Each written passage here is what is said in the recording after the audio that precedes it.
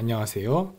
제15회 교육정보화 연구대회에서 메타버스와 함께하는 CSI 활동으로 팬데믹 잡고 긍정자아개념 회복하기 라는 주제로 연구를 진행한 소사벌초등학교 교사 김영준입니다.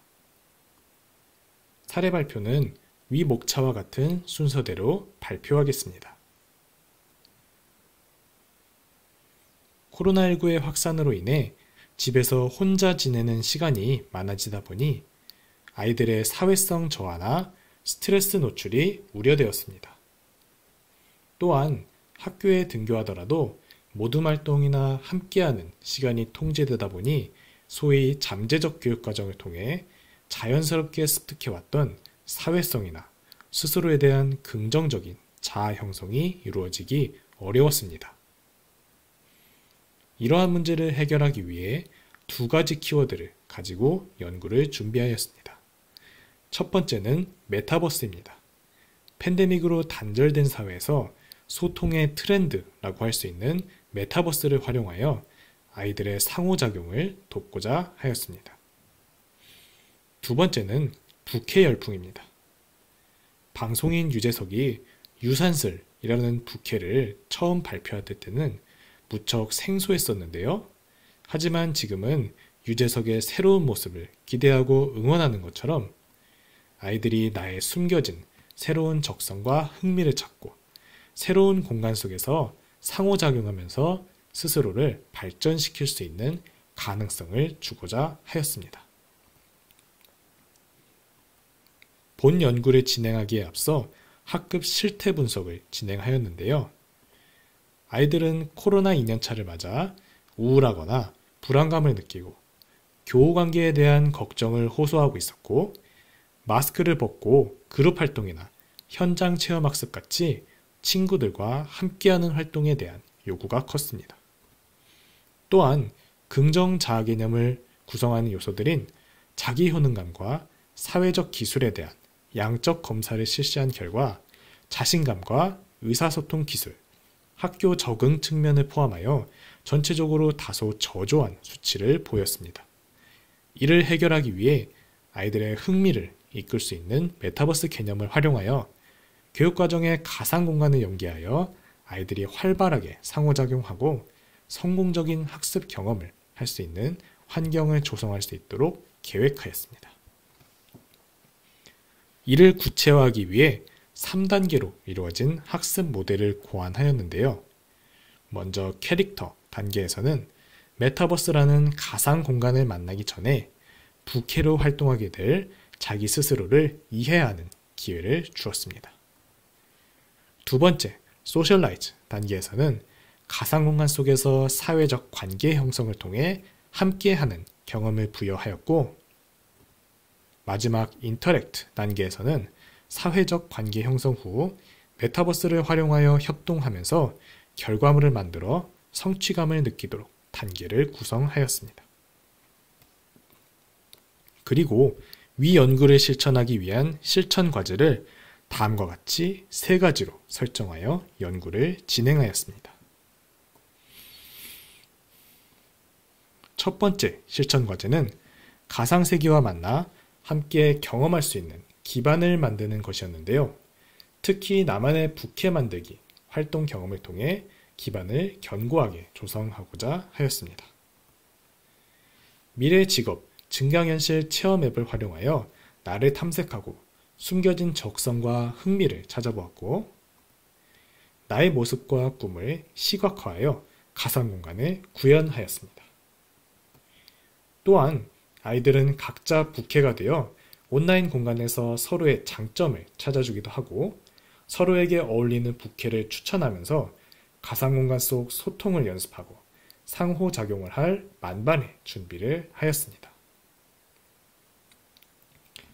두 번째 실천 과제에서는 교육 과정을 재구성하여 3가지 프로젝트 주제를 설정하고 메타버스 활동과 연계하였습니다.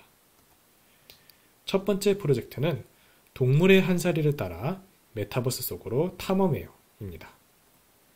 먼저 부캐로 동물을 사랑하고 관심 갖는 동물 관찰자가 되어보기로 했습니다.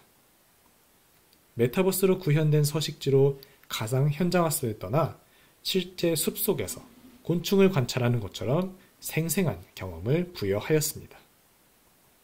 다음으로는 유튜브 라이브와 퀴버 증강현실 앱, 그리고 구글 젠보드를 활용한 온라인 관찰 포트폴리오 작성을 통해 동물의 한사리를 소재로 다양한 상호작용을 하고 의견을 교류해 보았습니다.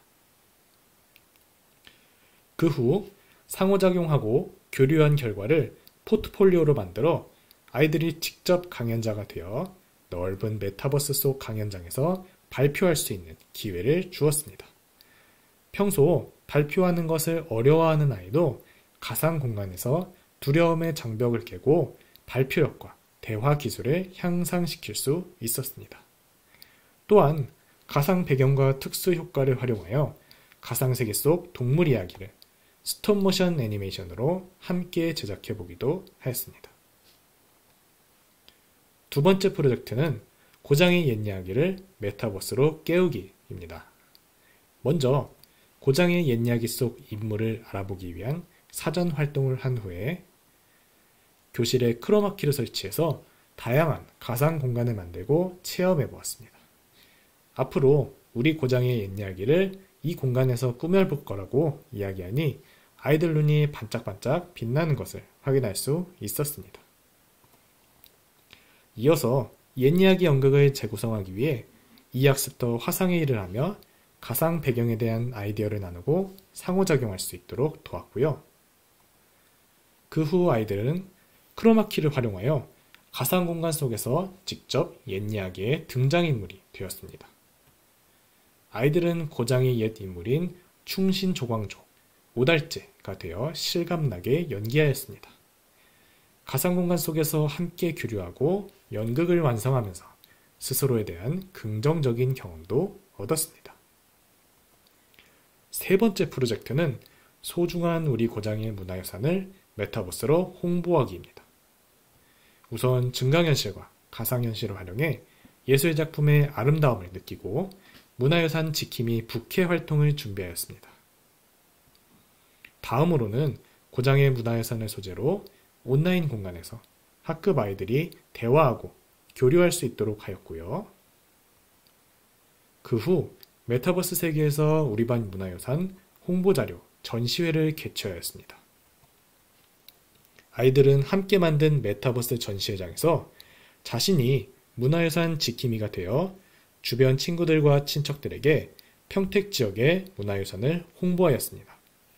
이를 통해 문화유산에 대한 관심도 가지고 스스로 홍보대사로 활동한다는 긍정적인 자아개념과 사회성을 기를 수 있었습니다. 세 번째 실천 과제에서는 교육과정 속 프로젝트를 해결한 것에서 더 나아가 아이들이 메타버스를 도구로 새로운 콘텐츠를 생산하는 경험을 해보도록 하였습니다. 먼저 코로나19가 무엇인지 조사하고 온라인 극복 캠페인 활동을 준비하였습니다. 이를 위해 가상현실과 증강현실을 활용하여 코로나 예방 노력을 간접 체험하고 미러링 월드에서 코로나19 극복을 위한 데이터를 수집하고 온라인 공간에서 공유하였습니다. 그 후 코로나19를 예방하자 라는 주제로 메타버스 속에서 캠페인 연극을 만들었습니다.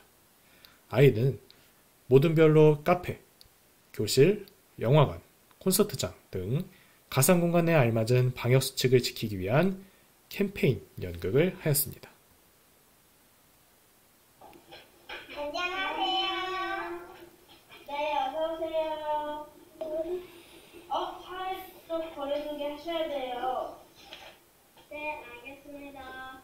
불편하네. 정말 없었어. 너 잘못하면 코로나 걸려. 어우, 미안하죠. 네. 손소독기를 받은 사람이 소리 들리는 거 있어요? 아, 싫어요. 그럴 거면 나가세요. 아, 싫어요. 나가시라고요. 맞아요. 민폐 부리지 마시고 나가세요. 고등학교 코로나를 극복해요. 이러한 캠페인을 통해 코로나 예방을 위한 스스로의 행동을 되돌아보고 우리 힘으로 팬데믹을 이겨낼 수 있다는 자신감도 얻을 수 있었습니다. 다음 캠페인은 내가 꿈꾸는 메타버스 세계를 직접 만드는 활동이었습니다. 먼저 여태까지 가상세계 속에서 활동하며 아이들이 느낀 좋은 점과 걱정되는 점을 온라인 공간에서 토의 토론해 보았는데요. 그 결과 학급회의와 투표를 통해 건강하게 메타버스를 활용할 규칙을 함께 제정하였습니다. 그 후 내가 만든 규칙을 홍보할 수 있는 나만의 메타버스 공간을 만들고 서로 주소를 공유하며 친구들과 체험할 수 있는 시간을 가졌습니다. 지금까지의 연구를 수행한 결과를 분석해 볼 때 사전 사후 검사를 통해 긍정 자아 개념을 구성하는 두 요소인 자기 효능감과 사회적 기술이 모두 향상되었음을 확인할 수 있었습니다. 유의미 문항의 결과 분석을 하자면 처음 도전하는 과제에 대한 불안감 수치가 감소하고 자신감이 향상되었으며 긍정적인 성취 경험을 얻으면서 스스로에 대한 자기 효능감이 높아지고 상호작용 활동을 통해 친구와 관계 형성을 위한 공감 능력이 향상됨을 확인할 수 있었습니다. 지금까지의 연구를 종합해본 결과 메타버스와 CSI 활동을 통하여 팬데믹의 한계를 극복하고 긍정 자아 개념을 회복할 수 있었다는 결론을 내릴 수 있었습니다. 이번 연구를 진행하면서 메타버스를 활용한 교육은 일반화 가능성이 크다는 것을 느꼈습니다. 마치 어떤 음식도 담을 수 있는 그릇처럼 메타버스는 어떤 배움 주제도 담아낼 수 있는 그릇이 될 수 있다는 생각이 들었습니다.